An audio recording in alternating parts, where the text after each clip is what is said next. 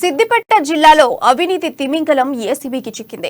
ములుగు తహసీల్దార్ కార్యాలయంలో ఆర్ఐగా పనిచేస్తున్న జుహైల్ పాషా మహమ్మద్ బండ నర్సంపల్లి గ్రామానికి ఓ భూమి విషయంపై నగదు డిమాండ్ చేశాడు.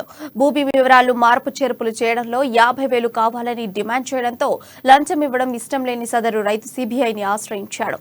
దీంతో రైతు వద్ద నుండి 50,000 లంచం తీసుకుంటూ ఏసీబీ అధికారులు రెడ్ హ్యాండెడ్ గా పట్టుకున్నారు.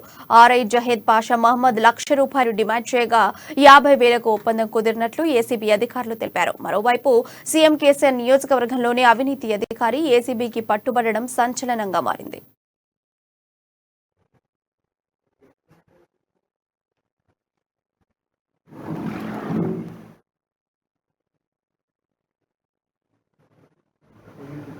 ఇద్దరు కూతుర్లు ఉన్నారు వాళ్ళ తాతగారికి. ఆ ఇద్దరు కూతురుల్లో వీళ్ళ మదర్ ఒక కూతురు.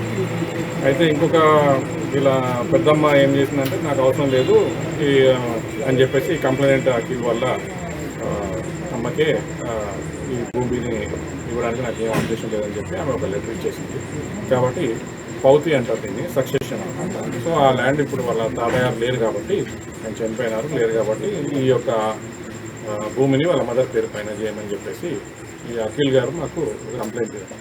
అఖిల్ గారు ఇక్కడ వచ్చేసి ఒక ఆన్లైన్ ద్వారా వీళ్ళకి ఒక అప్లికేషన్ ఇవ్వడం జరిగింది. ఈ ములుగు మండల్ మీ సేవ ద్వారా ఎంఆర్ఓ గారికి ఇవ్వడం జరిగింది. దాంట్లో ఏమైందంటే ఆ యొక్క అప్లికేషన్ను ఎంఆర్ఓ గారికి వస్తే ఆయన దాన్ని ఇంట్రెస్ట్ చేశారు ఆర్ఐ గారికి. ఆర్ఐ గారి పేరు జహేద్ పాషా మహమ్మద్ అని. ఆయనకు ఇంట్రెస్ట్ చేస్తే ఆయన దాన్ని తీసుకొని ఎంక్వైరీ చేయాలి. ఎంక్వైరీ చేసి ఒక రిపోర్ట్ సబ్మిట్ చేయాలి ఎంఆర్ఓ గారికి. ఈ తహసీల్దార్ గారికి రిపోర్ట్ సబ్మిట్